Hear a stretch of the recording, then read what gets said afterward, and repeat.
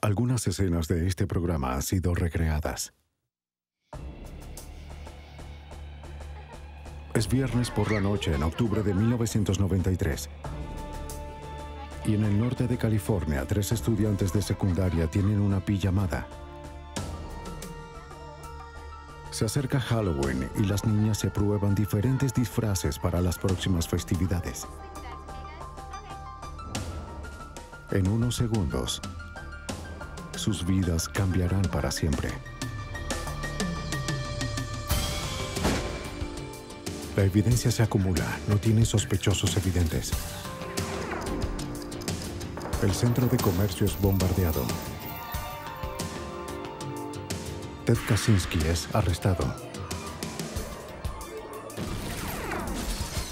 El fugitivo sigue en libertad. Los archivos del FBI.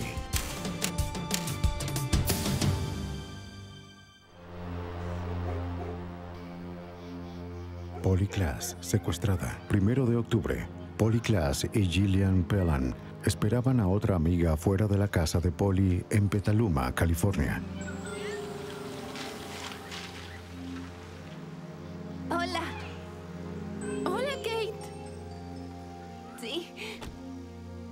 Eran alrededor de las 8:30 cuando Kate McLean y su madre llegaron. Las 3 niñas estaban listas para divertirse. Era viernes. Había helado en el refrigerador y se quedarían despiertas toda la noche. Esta iba a ser una fiesta. Vamos a hacer la fiesta. Tengo algo especial. Sí, vamos a divertirnos. Nadie sabía del peligro que acechaba tan cerca.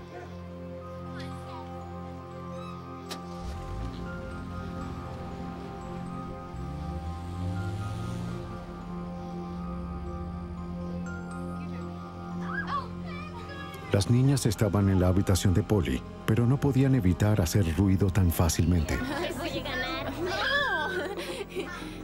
¡No! Alrededor de las 9:45, la madre de Polly, Eve Nicole, fue a ver a las niñas y les pidió que bajaran la voz.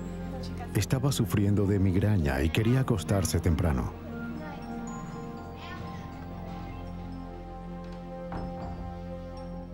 La habitación de Eve estaba del otro lado del pasillo, y aunque ya les había llamado la atención, estaba casi segura de que en unos minutos las niñas comenzarían a hacer ruido de nuevo. ¿Así son su nariz y su boca? Antes de acostarse, Eve tomó sus pastillas para bloquear todas las distracciones y dormir más rápido. Las quiero, chicas. A bailar. La fiesta continuó casi una hora antes de que comenzara la pesadilla. Sí, ya me voy a dormir. ¿Está bien? Está bien. Eran las 10:30 cuando el intruso entró en la habitación. Al principio, Kate y Gillian pensaron que era una broma, pero luego vieron el cuchillo. Les dijo que si gritaban les cortaría la garganta. De inmediato comenzó a atarlas y empezó a hacerles preguntas.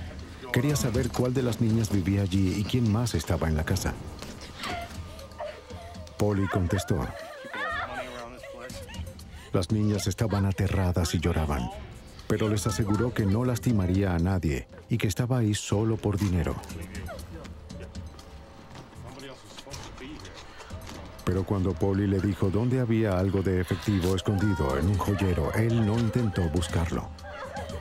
Amordazó a las niñas y tomó algunas fundas de almohada para usarlas como capuchas.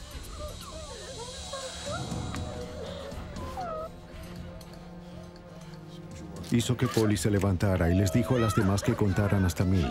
Dijo que para cuando terminaran, ella estaría de vuelta.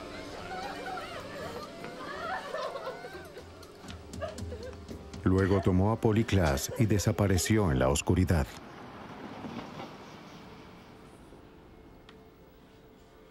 Los oficiales de la policía de Petaluma aparecieron en la escena luego de que las niñas lograran liberarse y despertaran a la madre de Polly. Llegaron en minutos. Los investigadores entraron a la habitación y comenzaron a revisar. La habitación estaba desordenada y daba la imagen de los eventos que habían ocurrido minutos antes. En el suelo había materiales para atar, tiras de tela cortadas. Los cables del juego de Nintendo habían sido cortados, al igual que la correa de una cartera. Las fundas estaban esparcidas.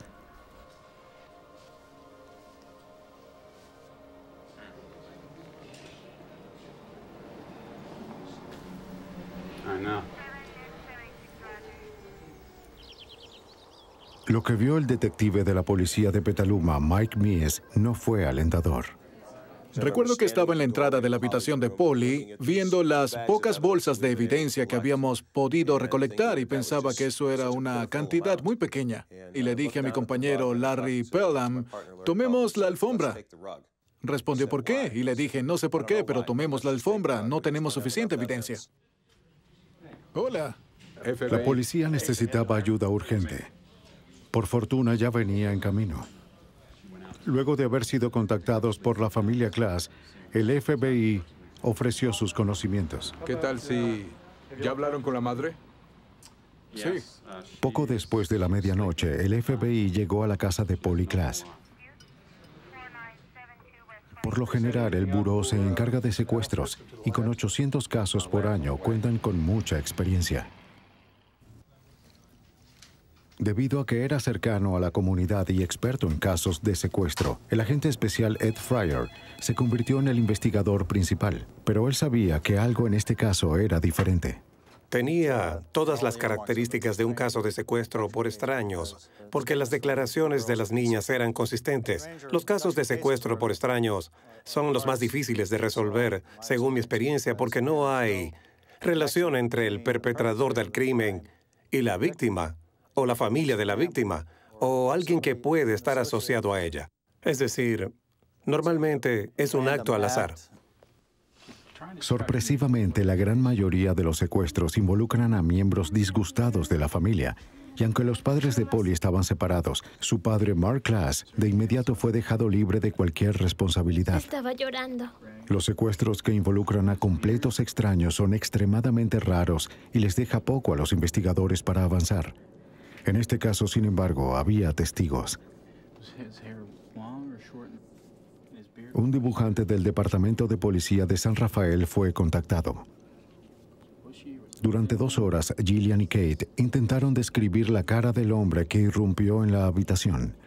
Las niñas todavía estaban terriblemente afectadas, pero lograron darle al artista una muy buena descripción. La ató. Las autoridades ahora tenían una primera idea de cómo lucía el extraño. Después de las 4 de la mañana, las niñas fueron llevadas a la estación de policía y el FBI llamó a una de sus fuerzas especiales. El equipo de recolección de evidencia. Tony Maxwell es quien dirige el grupo.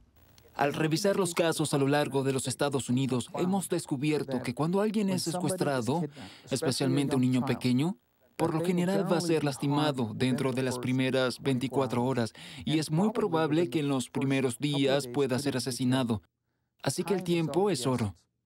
En este tipo de trabajo, el investigador tiene que avanzar muy rápido. El equipo de recolección de evidencia es el encargado de proveer análisis forenses en una escena del crimen. Su única responsabilidad es recolectar evidencia. Y utilizan el equipo de recolección más sofisticado que tienen para hacerlo. Una aspiradora electrostática recoge pequeños cabellos y fibras del suelo cuando se hace pasar una carga positiva sobre una lámina de polietileno.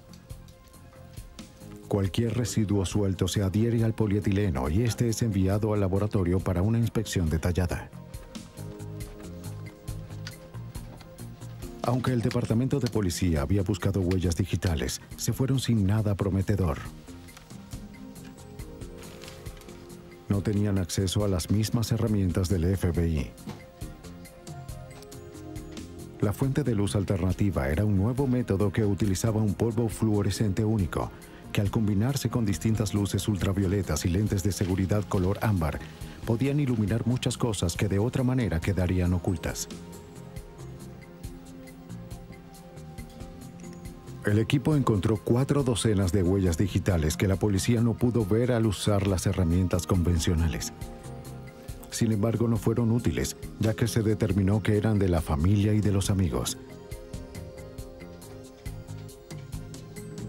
Luego de horas de búsqueda meticulosa, algo finalmente apareció. Sí, Hola. claro, ¿Tienes estoy algo? trabajando en ello. Sí, sigo trabajando en ello. Encontré unas huellas por aquí. Parece que están completas, muy interesante. Una huella palmar que al principio parecía ser la primera pieza real de evidencia forense dejada en la escena. La huella palmar se encontró en la cama, en una de las barandas transversales de la misma, donde aparentemente colocó su mano por un segundo para apoyarse en ella, quizás para mantenerse mientras agarraba algo. Y con el trabajo que hicimos con la luz alternativa y el polvo fluorescente, fuimos capaces de verla, recolectarla y luego llevarla al laboratorio. En ese momento, la base de datos de huellas digitales del FBI, AFIS, no contenía huellas palmares, solo huellas digitales. Pero una huella palmar no atrapará a un sospechoso, solo servirá para identificarlo una vez que sea capturado. El agente especial del FBI, Mark Mershon, explica. A menudo las personas creen que con tener una huella digital o una huella palmar, de inmediato se establece la identidad de un criminal. La realidad es que en la mayoría de los casos se tiene que identificar al sospechoso y tener sus huellas digitales para compararlas con una huella sin reconocer. La búsqueda del sospechoso hizo que las autoridades vigilaran el vecindario de Polly en cada área. Al amanecer, más de 100 agentes y oficiales habían comenzado una búsqueda de 24 horas de Polly y su secuestrador. Fueron traídos helicópteros y perros, y las autoridades locales y el FBI distribuyeron boletines por todas partes. Una a una, cada casa del vecindario fue registrada. Los agentes fueron a la escuela de Polly para hablar con los maestros y estudiantes, con la esperanza de que alguien tuviese alguna información valiosa. Los investigadores interrogaron a los vecinos en parejas, preguntándoles si alguno había visto algo sospechoso esa noche. Los vecinos de Polly fueron interrogados uno a uno. Muchas personas recordaron haber visto a un extraño en el vecindario que encajaba con la descripción dada por las niñas. Thomas George y sus amigos iban camino a la tienda de películas alrededor de las 9 esa noche, cuando notó a un extraño escondido al frente de la casa de Polly. Thomas conocía a todos en su vecindario, pero jamás había visto a ese hombre. Al regresar a su casa unos minutos después, los jóvenes vieron que el extraño seguía allí. La descripción que Thomas les dio a las autoridades concordaba con el sospechoso que estaban buscando.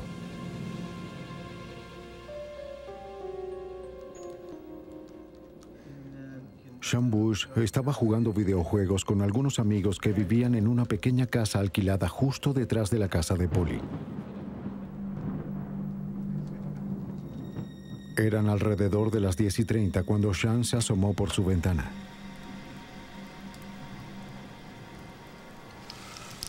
Se sorprendió al ver a un hombre extraño en el porche trasero de la casa de Polly. Parecía que iba a entrar por la puerta de atrás. La descripción también coincidió con la del sospechoso. Otras personas vieron al mismo individuo esa noche, pero desafortunadamente ninguno alertó a las autoridades. Como explica el oficial de la policía de Petaluma, Patrick Parks, el tiempo corría en su contra.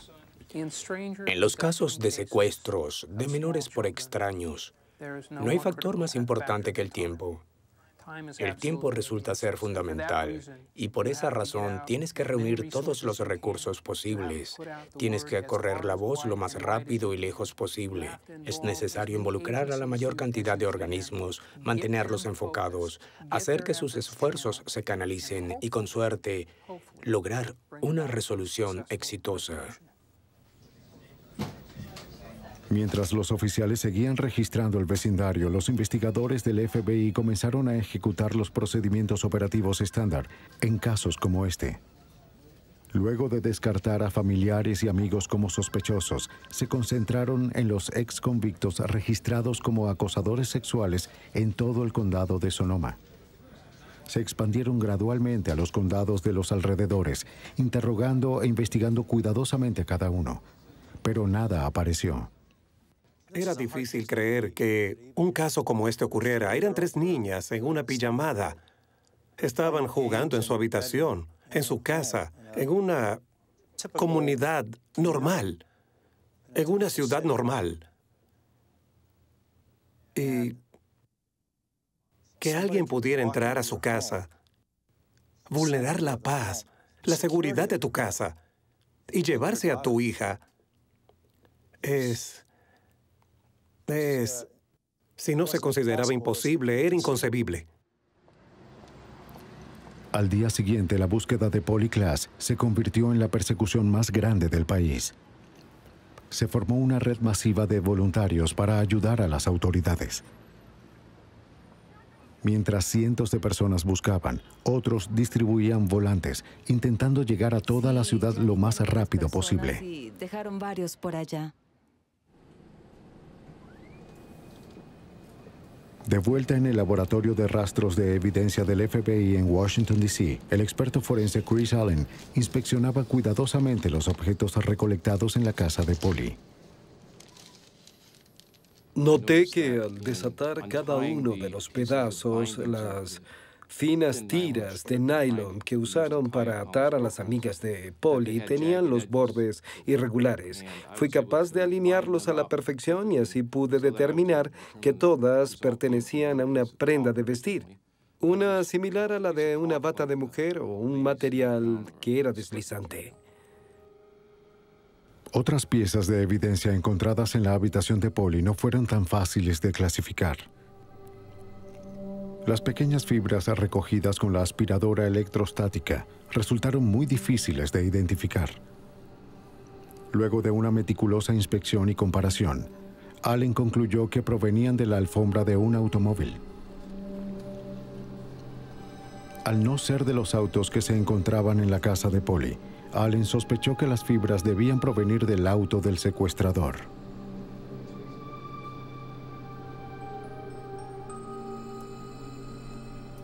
Uno de los objetos que encontró Allen se relacionaba un poco más al sospechoso. Encontré que al aspirar el área de la alfombra que se encontraba en la habitación donde Polly estaba jugando con sus amigas, había un cabello castaño oscuro que le habían quitado a la fuerza. Y digo esto porque había unos 3 o 4 milímetros de raíz en él. Era piel proveniente del cuero cabelludo que obtienes cuando el cabello es alado o arrancado a la fuerza. Si Polly había alado un cabello de la cabeza del sospechoso, era evidente que no se había ido sin forcejear. Pero ni siquiera un cabello con evidencia de ADN podía ayudar a los investigadores a encontrar al sospechoso. La huella palmar tomada en la columna de la cama le fue enviada a Michael James Smith, un especialista en huellas digitales del FBI. Al examinar la huella usando una luz láser, Smith determinó que ésta tenía suficientes detalles para fotografiarla. Pero la luz emitida por el láser le daba un color naranja y Smith necesitaba capturar una huella negra sobre un fondo blanco. Le indicó al fotógrafo cómo revertir el color para que la huella final se viera de la misma forma que lo haría en un formulario de antecedentes. Ahora era imborrable y podía ser archivada hasta que se capturara al sospechoso. Los investigadores habían encontrado evidencia sólida, pero no era suficiente. Se acababa el tiempo y Polly Klaas todavía seguía afuera en algún lado.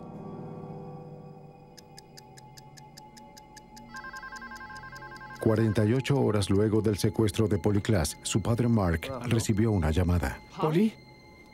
Se escuchaba como Polly. Le dijo a su padre que estaba en la habitación de un hotel y que su secuestrador había salido a caminar un momento. ¡Polly! Luego se cortó la línea.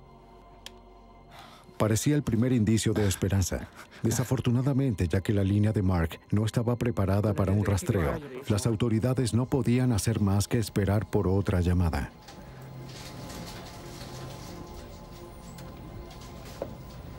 Se corrió la voz del secuestro rápidamente. En 2 días, 50,000 volantes se habían distribuido. Una comunidad de voluntarios organizaron de inmediato un centro de comando de búsqueda para trabajar junto con la policía y el FBI. Fue un esfuerzo jamás visto en una organización. Una red de teléfonos atendía las 24 horas del día para recibir llamadas e información.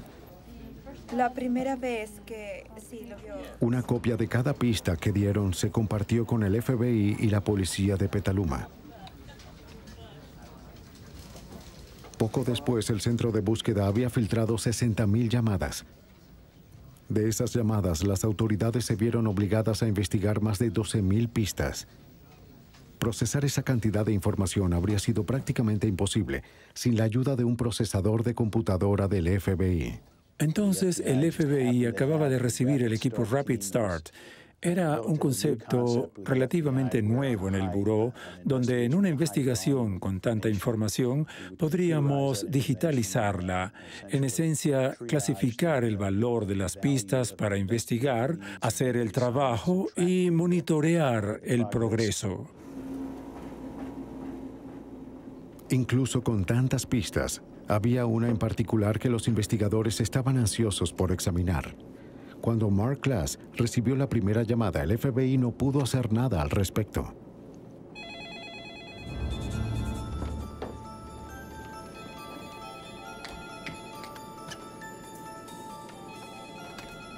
Para cuando volvieran a llamar, estarían listos. ¿Hola? Al igual que en la primera llamada, se escuchaba como Polly, y solo pudo hablar por un corto tiempo antes de que tuviera que colgar. Pero bastó para que las autoridades pudieran rastrearla. ¡Lo tengo!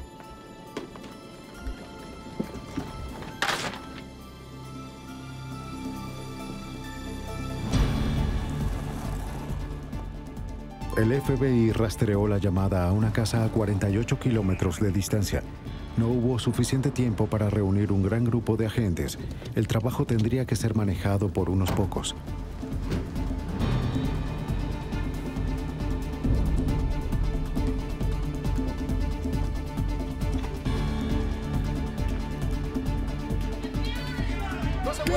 ¡Quédese allí! ¡No se mueva! ¡FBI! ¡Abajo! ¡Abajo! ¡FBI! ¡Abajo! ¡No se mueva!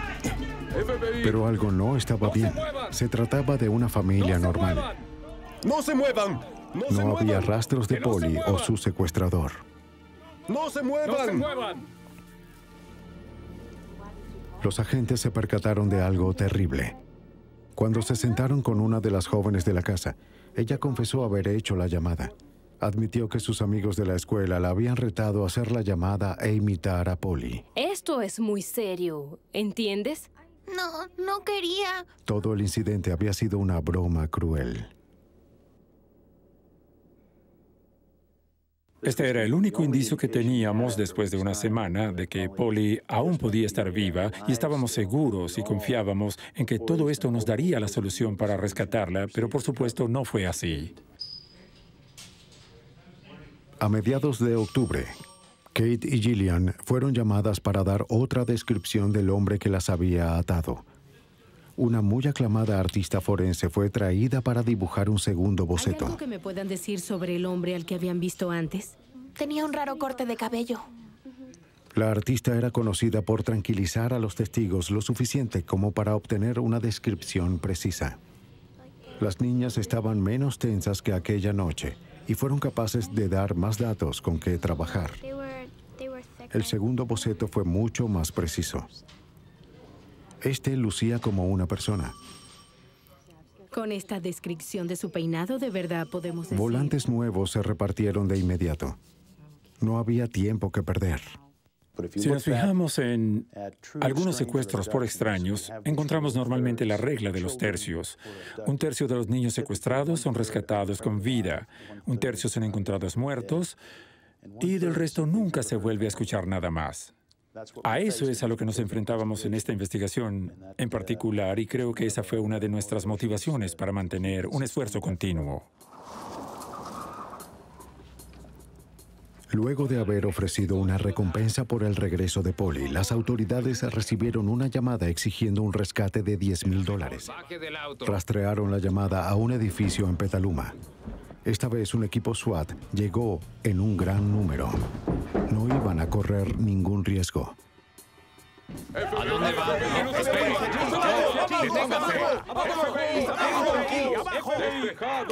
¡Despejado! Una vez más, las autoridades y la familia fueron engañadas. Las manos en la espalda. ¡No te muevas! ¡No te muevas!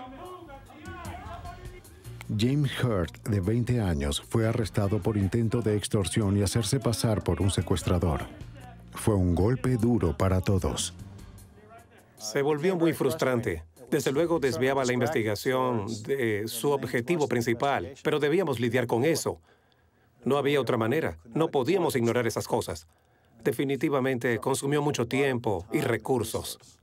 La familia se encontraba particularmente decepcionada. Los padres de Polly escribieron una carta al secuestrador que fue publicada el 17 de octubre en el San Francisco Examiner.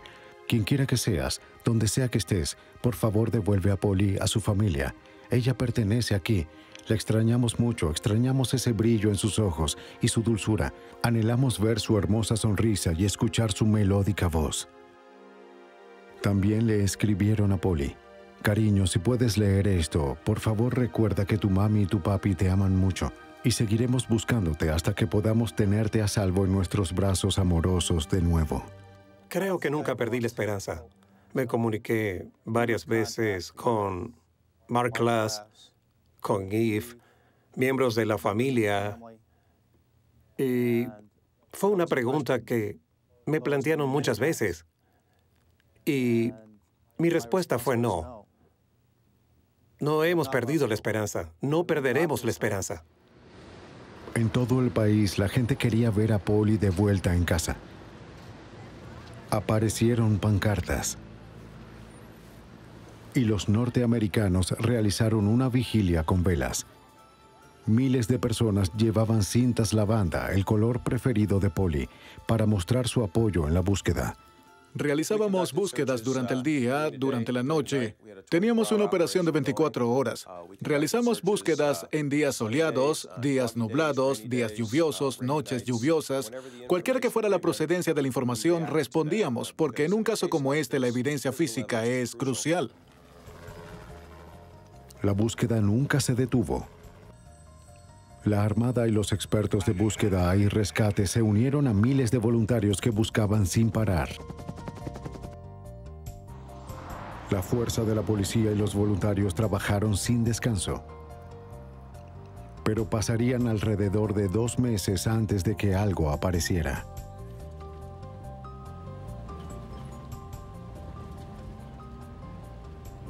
El 28 de noviembre de 1993. Fue 2 meses después de que Polly Klass fuera secuestrada que las autoridades consiguieron la primera pista real.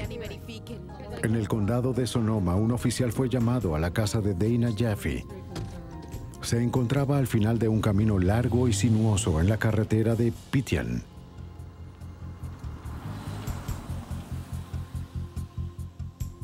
Dana estaba afuera examinando su propiedad cuando notó algo extraño y pensó que podría ser útil para los investigadores.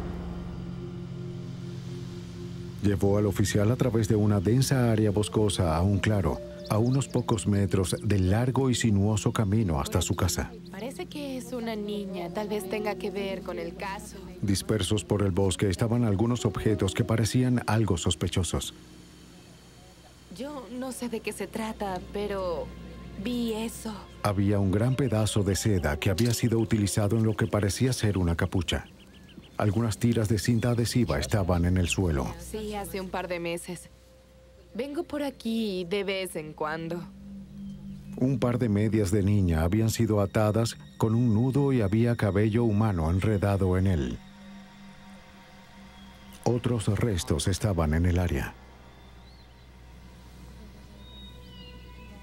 Luego Dana recordó que esa noche había visto a un intruso en su propiedad no muy lejos de donde estuvieron. Había sucedido alrededor de 2 meses antes. Todo comenzó cuando la niñera Shannon Lynch había salido de la casa de Dana y estaba de regreso por el largo camino de la entrada. Un hombre estaba bajando por el medio del camino privado. Su auto varado estaba a un lado. Dijo que estaba varado e insistió en que saliera de su auto y lo ayudara. Lo siento mucho, no tengo... Además, quería saber qué había en el camino. Pero Shannon inmediatamente sintió que algo estaba mal. Luego lo describiría con la apariencia de un hombre salvaje. Siguió conduciendo, dejándolo allí, decidida a conseguir un teléfono. Shannon encontró un teléfono público a unos 3 kilómetros del camino y se apresuró a llamar a su amiga. Estaba ansiosa por contactar a Dana y advertirle sobre el temible hombre que entró en su propiedad. Dana no perdió tiempo. Tomó a su hija y un bate de béisbol y bajó por la colina. Vio el auto como Shannon había dicho, pero el hombre extraño no se veía por ninguna parte. Continuó conduciendo hasta el pueblo y llamó a la policía.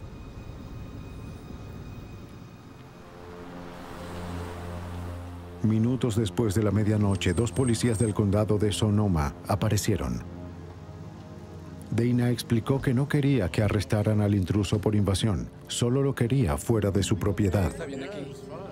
Los oficiales encontraron al intruso un poco agitado. En su aliento percibieron el alcohol y el sudor profuso. Había trozos de hojas y césped en su cabello, como si hubiese estado rodando en la tierra. Les dijo que estaba de paseo cuando se dio cuenta de que estaba en una propiedad privada. Cuando intentó regresarse, su auto se atascó a un lado del camino.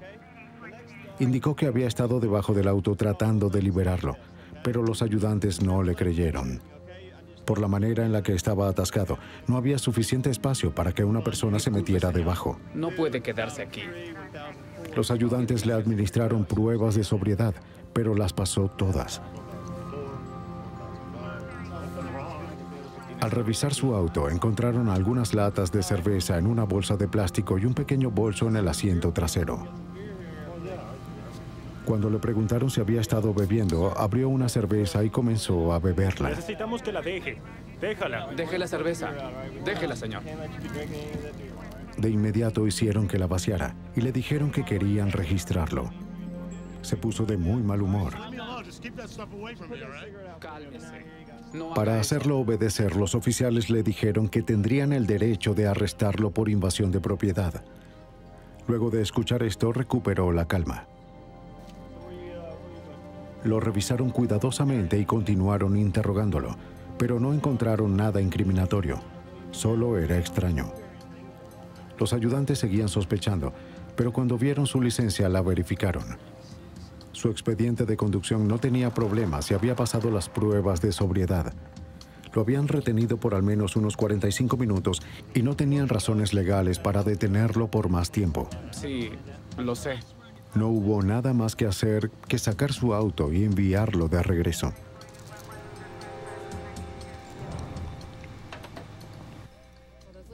Había ocurrido hacía 2 meses, la misma noche que Polly Klaas había sido secuestrada. Una capucha, cintas, un par de medias de niña, era mucho más que una coincidencia. Al colocar todo junto, el ayudante llamó rápidamente al departamento de policía de Petaluma. En una hora, el detective Mike Meese y el agente Ed Fryer llegaron para examinarlo. Nunca olvidaré la escena. Era tarde en la noche en ese momento. Mike Meese y yo estábamos parados en la ladera a un lado de la carretera Pityan y empezaba a ponerse algo neblinoso. Estaba comenzando a llover. Nos miramos y supimos en nuestros corazones que habíamos descubierto una escena del crimen muy crítica y nos llevaría a resolver el caso. Luego de reunir la evidencia, los investigadores comenzaron a buscar de inmediato en la carretera de Pitian cualquier rastro de Polly. Tardamos días buscando en la montaña con más de 300 voluntarios. Creo que teníamos 25 o 30 perros de búsqueda y condujimos una extensa búsqueda por tierra de Polly, creyendo que aún seguía viva, la cual era la premisa con la que trabajábamos. Mientras empezaba la búsqueda, todo empeoró. Las autoridades se reunieron con la policía del condado de Sonoma para obtener el reporte completo de lo sucedido en la propiedad de Dana Jaffe. El hombre interrogado por los oficiales fue Richard Allen Davis. Al acceder a su expediente criminal, se reveló que había sido puesto en libertad condicional luego de cumplir una sentencia por secuestro. Lo que descubrimos de Davis al principio fue que lo arrestaron por robo y secuestro en 1976, además de asalto con intento de violación. Descubrieron que en 1978 había sido arrestado por otro secuestro, así como por un par de acusaciones por asalto con arma letal. En 1984 había sido arrestado por un caso de secuestro, asalto con un arma mortal, incluyendo el uso de arma de fuego y robo a mano armada. Al leer estos reportes, nos dimos cuenta de que este hombre era problemático. Se trataba de un individuo realmente muy capaz de estar involucrado en un crimen como este. La foto policial en el archivo coincidía con la descripción de las niñas. Su madre vivía en Petaluma, lo que le dio una razón para haber estado allí. Todo comenzaba a tener sentido. Los objetos descubiertos cerca de la carretera de Pitian fueron enviados de inmediato al especialista forense Chris Allen en Washington, D.C. Lo más interesante fue un trozo de tela que encontraron en el bosque. Allen rápidamente pudo confirmar lo que los detectives sospechaban. Lo que tratábamos de hacer era establecer si los bordes recortados se alineaban o no. Las tiras del medio representaban el material que fue encontrado en la habitación de Polly, las cuales fueron usadas para atar a sus amigas. Posteriormente, en el segundo envío, recibimos la prenda que fue encontrada en el lugar de la carretera Pitian. Todas encajaban bien como un rompecabezas, con los bordes y las piezas de tela que coincidían de punta a punta. Con las tiras halladas, era más que probable que Polly Klaas hubiese estado cerca de la casa de Dana Jaffe luego de su secuestro. Y sin ninguna duda, Richard Allen Davis también había estado allí. Aunque no era lo suficiente para arrestar a Davis por secuestro, los detectives percibieron que si podían ponerlo bajo custodia, podrían reunir en poco tiempo la evidencia necesaria para relacionarlo con la desaparición de Polly. Lo demás ya no tenía sentido. Nos concentramos en lo que teníamos con el señor Davis y lo sucedido en la carretera Pitian. Y lo que haríamos a continuación.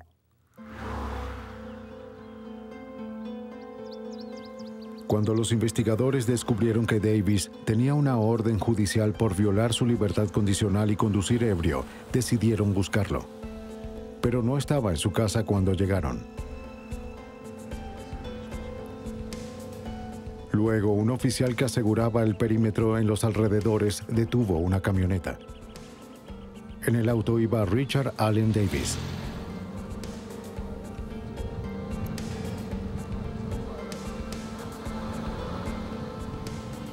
Cuando el oficial se percató de quién era, llamó a los investigadores que estaban en la casa.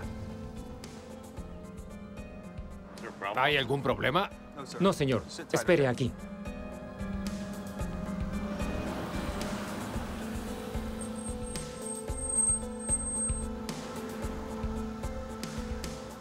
Las autoridades llegaron a la escena y el detective Mies se acercó a la camioneta y le pidió a Davis que saliera. Salga de la camioneta. Le dijo que estaba bajo arresto por violación a su libertad condicional. Escuche, soy el detective Mies. Lo arresto por violar su... Es un detalle que creo que es importante para entender cómo Richard Allen Davis fue puesto bajo custodia, y es que se trató de un evento muy discreto y por qué Mike Mies fue hasta allá y lo esposó. Lo hizo de una manera muy profesional y comenzó una buena relación con Richard Allen Davis, que fue muy útil para lograr la resolución del caso. Habían pasado 2 meses desde que Kate y Gillian habían visto al hombre que raptó a Polly Klaas, pero no les fue difícil identificarlo en la rueda de reconocimiento.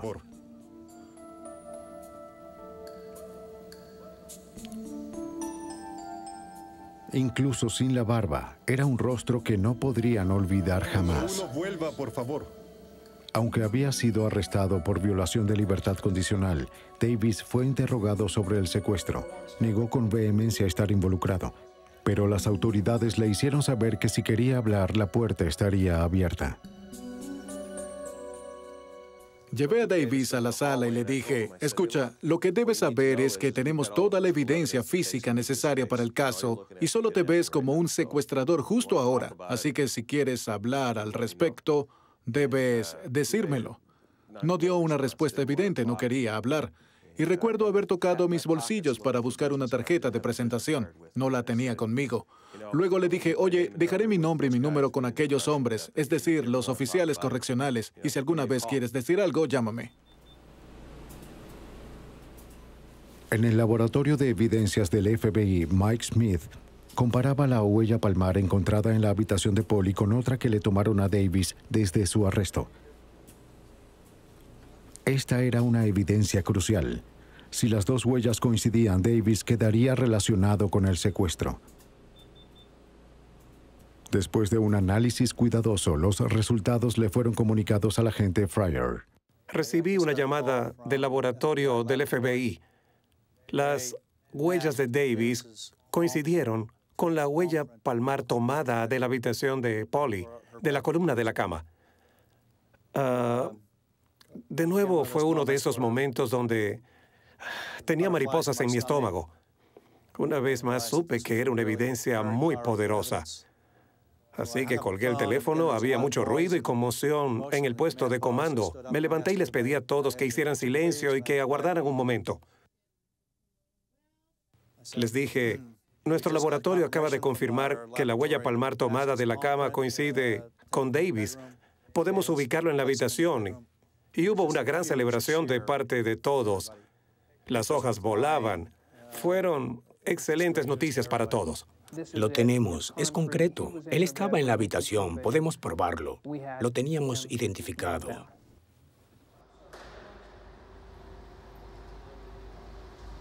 Aunque las noticias de la huella correspondiente se habían hecho públicas, David estaba recluido en aislamiento y no había escuchado nada al respecto. Luego, un día, un amigo fue a visitarlo.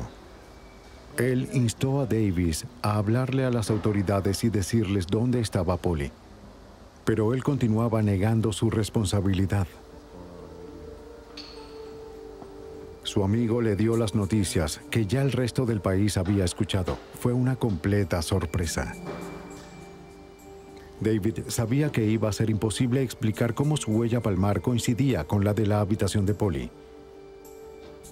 Solo había algo que podía hacer. En la mente de Davis, ahora debía hacer algo, y eso era intentar hacer cualquier trato posible con las autoridades, porque sabíamos que él había estado en la habitación. Podíamos ubicarlo ahí. Mientras continuaba la búsqueda masiva de Polly cerca de la carretera de Pityan, el detective Miss fue notificado para llamar a la cárcel. Este era el momento que todos esperaban, y Miss estaba ansioso por lo que podría descubrir. Luego de esta espera, Davis atendió el teléfono y reconocí su voz. Supe que era él y me dijo, oye, lo arruiné totalmente. El detective Miss y el agente especial Larry Taylor se reunieron con Davis en la sala de interrogación, donde reveló los detalles de la noche del 1 de octubre. Aunque vivía en lo que parecía un hogar de transición, había aplicado para un permiso de pasar la noche y visitar a su madre en Petaluma. Al no poder conseguir la casa, bebió algunas cervezas y caminó por las calles del vecindario de Polly. En un punto fue detenido por un hombre que quería venderle algo de marihuana. Él decidió aceptar y compró un cigarrillo. En sus propias palabras, Davis se sintió muy mareado y fue a la tienda por más cerveza. Pronto se encontró deambulando por el vecindario sin rumbo. No estaba seguro de dónde estaba o de qué estaba haciendo.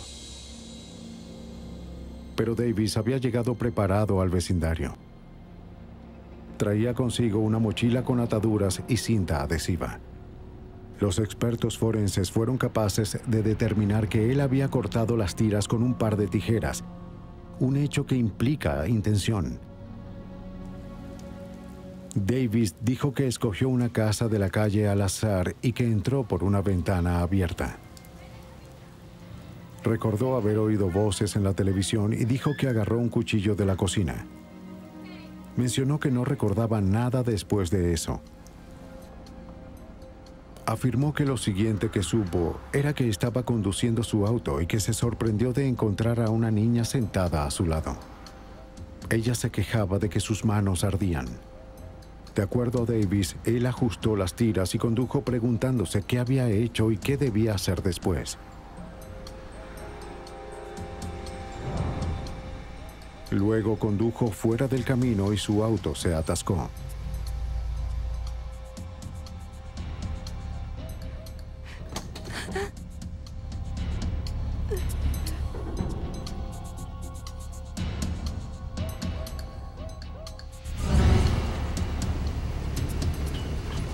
Cuando supo que ya no podría continuar, sacó a Polly del auto y la llevó por un terraplén empinado a unos 27 metros de distancia. ¡Sal de ahí! Tú vendrás conmigo. Planeaba dejarla en la oscuridad hasta que encontrara la manera de liberar el auto.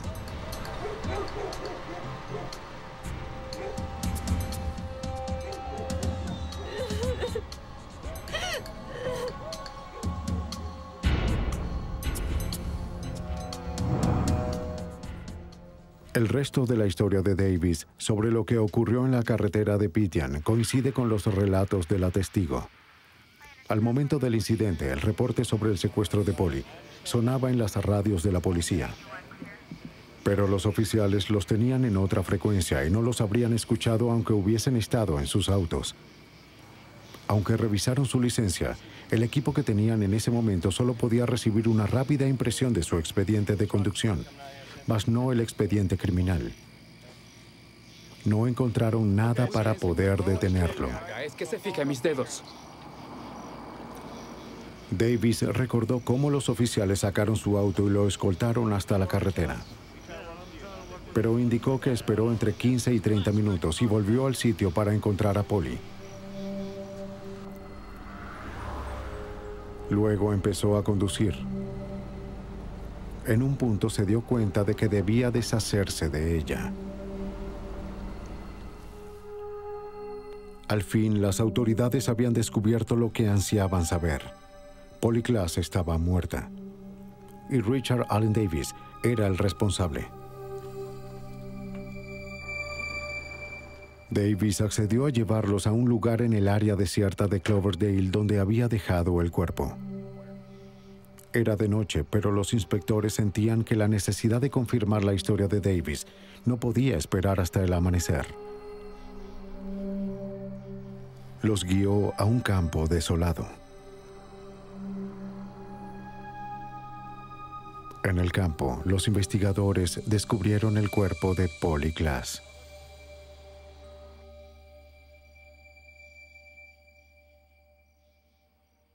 Fue una sensación extraña.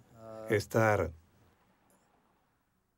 cerca de alguien como Davis y que a pocos metros estaban los restos de una niña inocente de 12 años.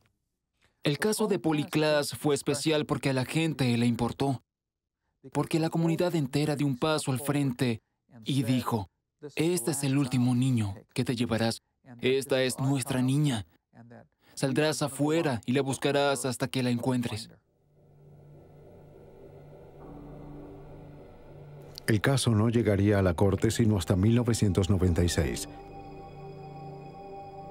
Pero luego de 10 semanas en la sala, un juez encontró a Davis culpable por 10 cargos, incluyendo secuestro, robo, asalto, asesinato e intento de cometer un acto lascivo con un niño. Davis continuó negando el último cargo durante todo el juicio. Los investigadores creían firmemente que a pesar de su testimonio, Polly ya había muerto al momento en que los oficiales lo ayudaron con su auto. Fue sentenciado a muerte y aún se encuentra en el corredor de la muerte en la prisión de San Quintín.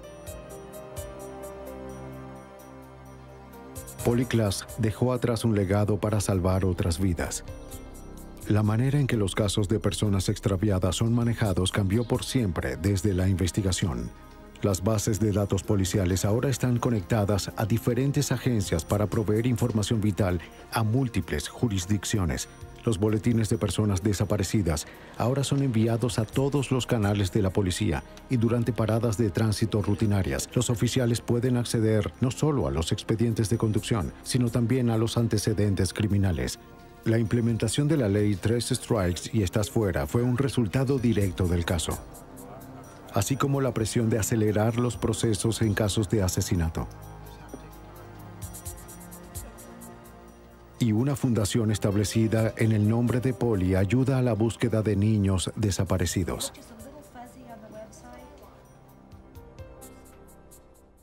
El involucramiento del FBI fue crítico para llegar a la resolución de este caso.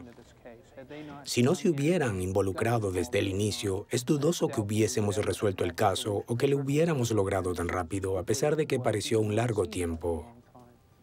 La singular sociedad que se formó entre la policía local y el FBI fijó un precedente que continúa hasta este día.